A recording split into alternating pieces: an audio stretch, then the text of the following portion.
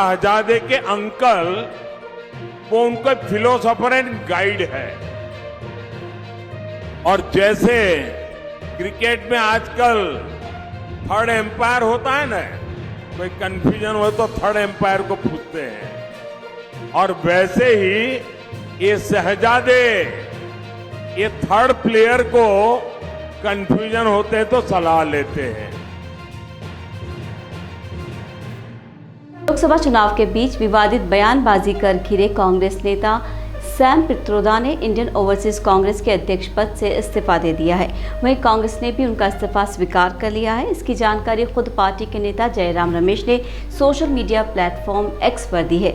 उन्होंने अपनी पोस्ट में लिखा, सैम पित्रोदा ने अपनी मर्जी से इंडियन ओवरसीज कांग्रेस के अध्यक्ष पद से इस्तीफा देने का फैसला किया है।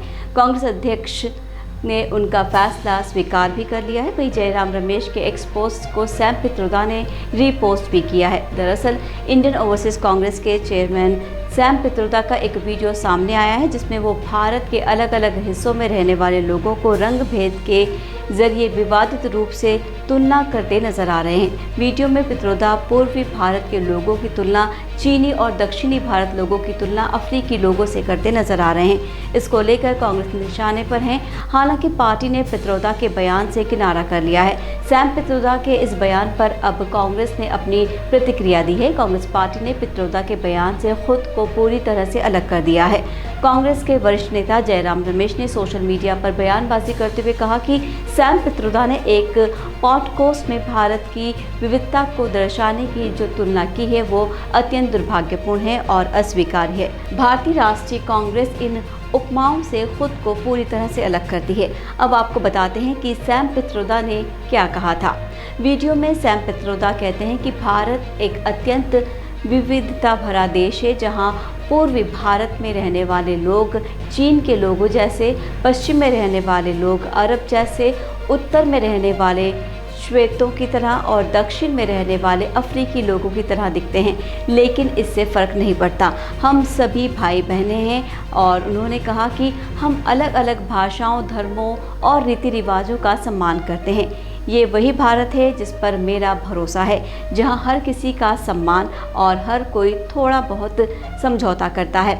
इससे पहले सैम पित्रोदा के विरासत टैक्स को दिए बयान पर विवाद हो गया था। उन्होंने ये बयान राहुल गांधी की उस टिप्पणी के जवाब में दिया था जिसमें उन्होंने कहा था कि अगर कांग्रेस सरकार में आई तो एक सर्वे कराया जाएगा और पता लगाया जाएगा कि किसके पास कितनी संपत्ति है। उनके इस बयान पर प्रतिक्रिया देते हुए पित्रोदा ने अमेरिका में लगने वाले विरासत टैक्स का जिक्र किया था।